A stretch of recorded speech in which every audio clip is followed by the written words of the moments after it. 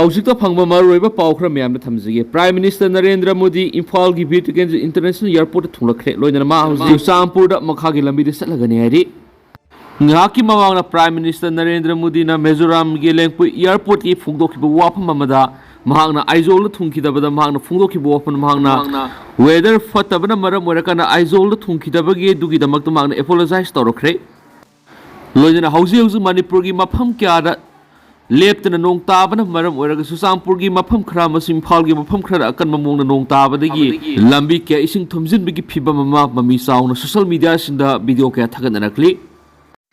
Bungjagin Balte Manipur Legislative Assembly gi member oiriba 56 thanlon STAC gi member sina Prime Minister Narendra Modi the Pishin Basi Rolamada request or Raduna Hari Maduri separate administration union territory with legislature Yauba Zomi Kuki Mar community ki wena separate administration Pibinaba request of Craig Mang Iriba Siro Sida Asum Palimaduri Zomi Kuki Mar community Manipur Kundari Singsida Awaba Kayama Mayunari MLA wena Tamohla Masum BJP gi Chief Minister ki advisor oina lerakpa hairibisida Zau community na awaba challenges kya ma thingnare habu wafam kya ma sumaral siri haukibe English ngani kungo humdoi gi May marida CM office ta security meeting ama saruk yaro reba matungda Imphal khundaba Ccpurians puthokna bigi damakta discuss tawki mahakna rims ta halakpi gi lambida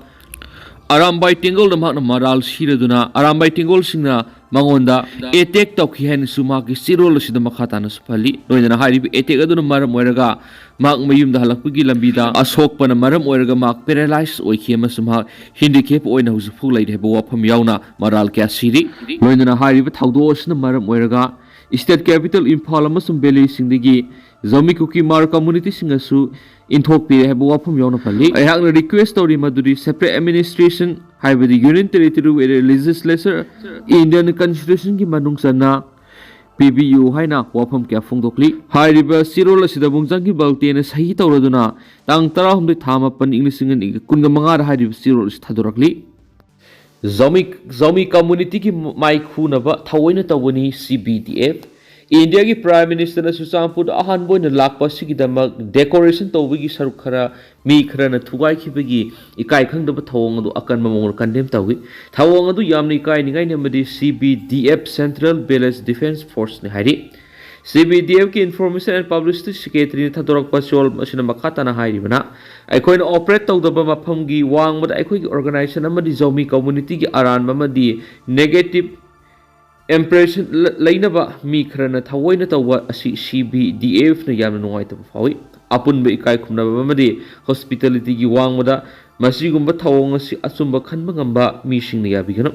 historic oiba tanpham asida CBDF na Prime Minister Ccpur harau tam oi maki historic oiba lakpasida security forces sama district administration full proof security arrangement tawada amadi ingtappa atmosphere hena na bohona bada ikoi na cooperation pigini leba asigi lusingba ma wi kai khumna bada CBDF na sakthok ko phawi amadi ikoi gi miyam gi apun bigi phana ba thabakta yetkhai thingai bigi thaba asi yaroi haina hayaro hedi case also Ccpur na PM gi khungsu taram okli hena su paus na makhata na su phundorakli case o Southern Hills na Kuki Black Day pangthok kadori su mahirakli Kangpokpi district lairiba government office sing government amadi private ki school amadi college khudingma ngasi September 10 dagi numit chupagi shuti oibio numit ase khoi gi history da Kuki Black Day haina awaba takraba imung manung aduda solidarity amadi respect PC haina KSO Kuki student organization Southern Hills na phungdokre KSO Southern Hills ki Department of Information and Publicity ki sirol sina makhata na hairibana aikhoina institution singda haijariba si yabiduna numit asi ikai khumna bagaloinana thoram pangtoksi KSO Southern Hills ki volunteers in the district asi ki mapam kudimakta yengshingani kariguma masi indabadagi pamdaba thokdok thoklabadi institution sigi masagi responsible oigadabani KSO Southern Hills na madura tholakpa abapati ki responsible pure masida sunatana miyamna numit asibu day of player oina pangthoktuna laikhidrabasingi imung manungsingda solidarity amadi ikai khumnapam ikai khunba utsi haidin su paus to makhata na phungdorakli kapna bada crore ma ki mana puri bi yauna mawis tara sikre Saista Sadiska Tokiba Nomaikam Nabiki Taudokshin the Sikiba Maoista Niga Nifuga Matusukre.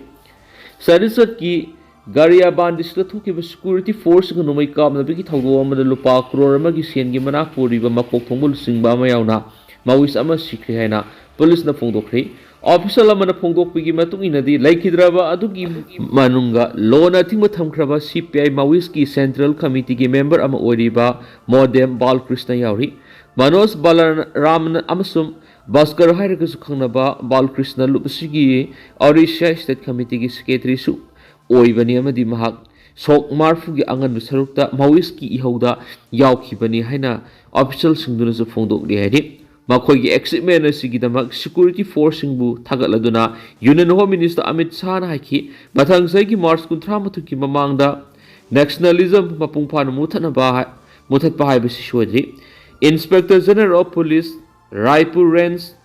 Mishrana PTI phungdokpigi matung ina the security force na sathaba anti nextlight operation amagi manung nomai kam na bagi thaudo du nahan